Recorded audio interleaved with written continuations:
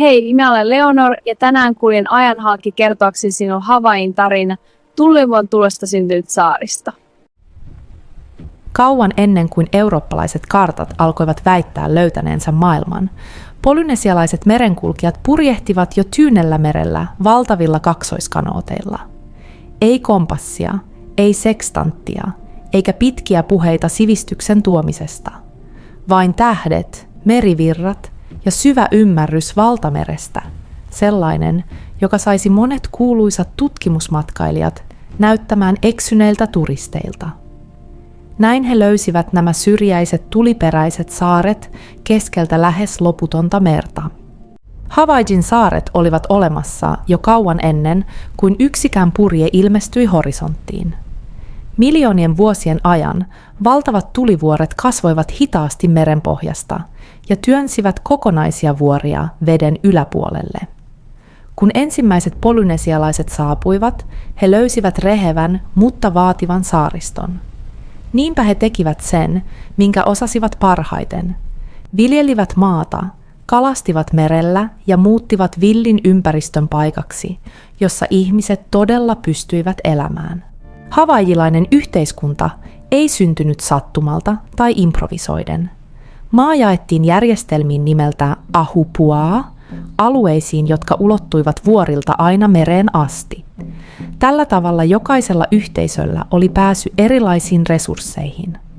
Alueita hallitsivat päälliköt, joita kutsuttiin nimellä alii, ja käyttäytymistä säänteli monimutkainen kapujärjestelmä.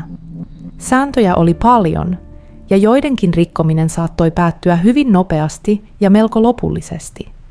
Vaikka saaret olivat erillään toisistaan, ne eivät koskaan eläneet täysin eristyksissä.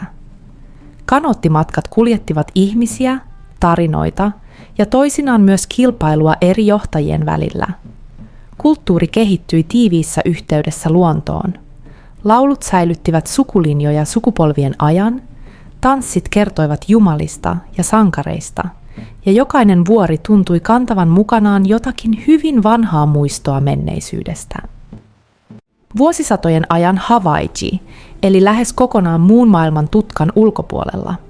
Tyynenmeren keskellä saaret seurasivat omaa rytmiään, paikallisten päälliköiden, perinteiden sekä maan ja meren kunnioituksen ohjaamina. Mutta, kuten historiassa usein käy rauhallisille paikoille, ennemmin tai myöhemmin horisonttiin ilmestyy laivoja, uusia suunnitelmia ja ihmisiä, jotka ovat varmoja siitä, että he juuri löysivät jotakin, mikä oli ollut siellä jo vuosisatoja. Vuonna 1778 tapahtui lopulta jotakin, mikä historiassa näyttää toistuvan hämmästyttävän usein. Joku päätti löytää paikan, jossa ihmiset olivat jo eläneet vuosisatoja. Tällä kertaa asialla oli brittiläinen tutkimusmatkailija James Cook. Kun hänen laivansa ilmestyivät horisonttiin, havaijilaisille ne näyttivät valtavilta ja oudoilta. Cookille ne olivat vain yksi pysähdys pitkällä tutkimusmatkalla ja tietenkin tilaisuus merkitä uusi paikka kartalle. Ensimmäinen kohtaaminen havaijilaisten ja eurooppalaisten välillä oli yllättävän rauhallinen. Kanoottien miehistöt lähestyvät laivoja, ruokaa vaihdettiin ja molemmat yrittivät ymmärtää toistensa tapoja. Hetken ajan kaikki näytti toimivan melko hyvin. Mutta kun kaksi täysin erilaista maailmaa kohtaa, väärinkäsitykset eivät yleensä pysy kaukana. Eleet, symbolit ja aikomukset saivat nopeasti merkityksiä, joita kumpikaan osapuoli ei ollut alun perin tarkoittanut. Kun Cook palasi saarille seuraavana vuonna, ilmapiiri ei ollut enää aivan yhtä ystävällinen. Pienet ristiriidat alkoivat kasvaa kulttuuristen väärinkäsitysten ja lisääntyvien jännitteiden seurauksena. Vuonna 1799 Kealakekuan lahdella tilanne kärjistyi lopulta väkivaltaiseksi yhteenotoksi. Brittiläiset merimiehet ja havaijilaiset soturit kohtasivat rannalla ja siellä päättyi myös kuuluisan tutkimusmatkailijan matka. Cookin kuolema ei lopettanut yhteyksiä ulkomaailmaan, oikeastaan päinvastoin. Yhä useammat laivat alkoivat saapua saarille. Mukana tuli kauppiaita, tutkimusmatkailijoita ja lähetyssaarnaajia. He toivat mukanaan aseita, uusia uskontoja, uusia ideoita ja tietenkin uusia tavoitteita. Tässä nopeasti muuttuvassa maailmassa nousi esiin yksi johtaja, joka näki tilanteessa mahdollisuuden, Kamehameha. Kamehameha oli soturi, strategisti ja ennen kaikkea mies, joka ymmärsi aikansa muutokset. Kaupan kautta hankitut aseet ja ulkomaalaiset liittolaiset antoivat hänelle etulyöntiaseman kilpailijoihin nähden. Vuosien taistelujen ja neuvottelujen jälkeen hän saavutti jotakin, mitä kukaan johtaja ei ollut ennen tehnyt. Hän yhdisti suuren osan saaristosta yhden hallinnon alle ja muutti Havaijin poliittisen kartan pysyvästi. Vuoteen 1810 mennessä vuosien taistelujen, liittoumien ja muutamien varsin vakuuttavien voimannäytösten jälkeen Kamehameha saavutti jotakin poikkeuksellista saarien historiassa. Hän yhdisti ne yhden kruunun alle. Näin syntyi virallisesti Havaijin kuningaskunta. Ensimmäistä kertaa saaristolla oli keskitetty hallinto. Se toi vakautta, ainakin hetkeksi. Pian ulkovallat alkoivat huomata, kuinka strateginen ja arvokas tämä Tyynenmeren keskellä sijaitseva valtakunta todella oli. Ei kestänyt kauan, kun ulkomaiset laivat alkoivat saapua yhä useammin. Kauppiaita kiinnosti erityisesti santelipuu, jota arvostettiin suuresti Aasian markkinoilla. Sen kerääminen toi kuningaskuntaan nopeaa vaurautta, mutta vaati samalla valtavasti työtä paikalliselta väestöltä. Vähitellen suuri osa Havaijin taloudesta alkoi pyöriä tämän kaupan ympärillä, klassinen esimerkki siitä, kuinka maailmanmarkkinat löytävät tiensä jopa kaikkein syrjäisimpiin paikkoihin. Vuonna 1820 saarille saapuivat protestanttiset lähetyssaarnaajat Yhdysvalloista. He toivat mukanaan kirjoja, kouluja ja vahvan halun muuttaa havajilaista yhteiskuntaa. He opettivat lukemista ja kirjoittamista, loivat Havaijin kielelle latinalaisen kirjaimiston ja perustivat uusia instituutioita.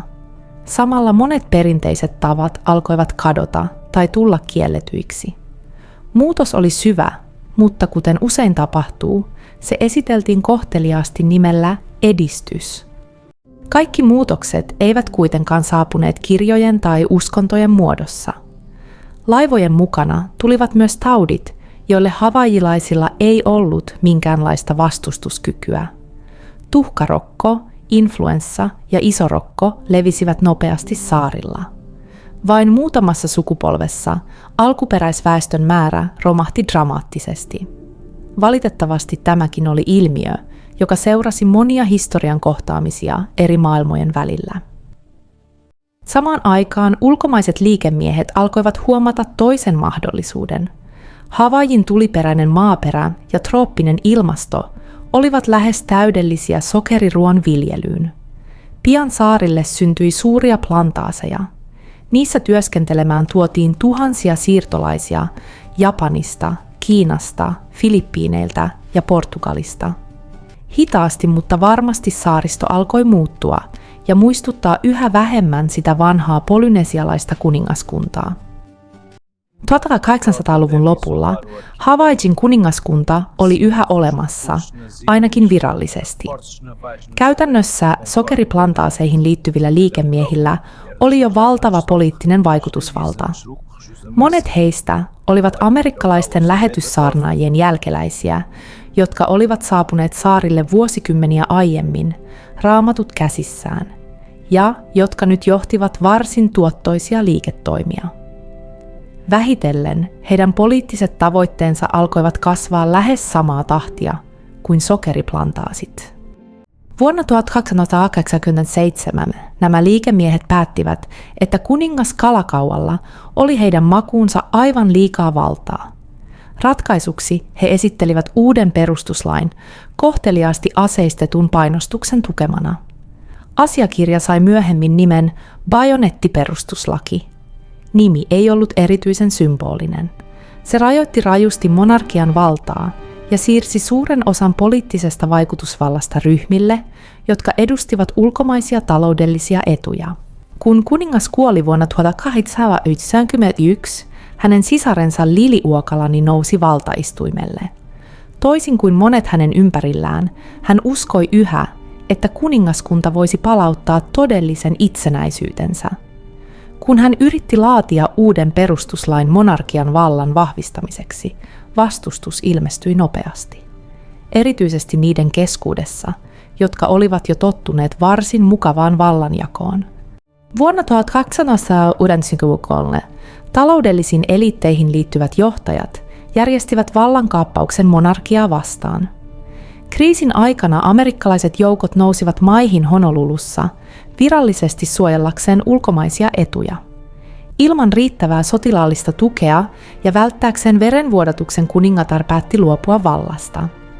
Muutamaa vuotta myöhemmin, vuonna 1898, Havaiji liitettiin virallisesti Yhdysvaltoihin. Tulesta syntyneet saaret, tähtienne löypä, päätyvät lopulta osaksi Kaosen kansakunnan historiaa. Ajassa on yhä monia tarinoita piilossa. Jos haluat kulkea niiden läpi kanssani, jää tänne.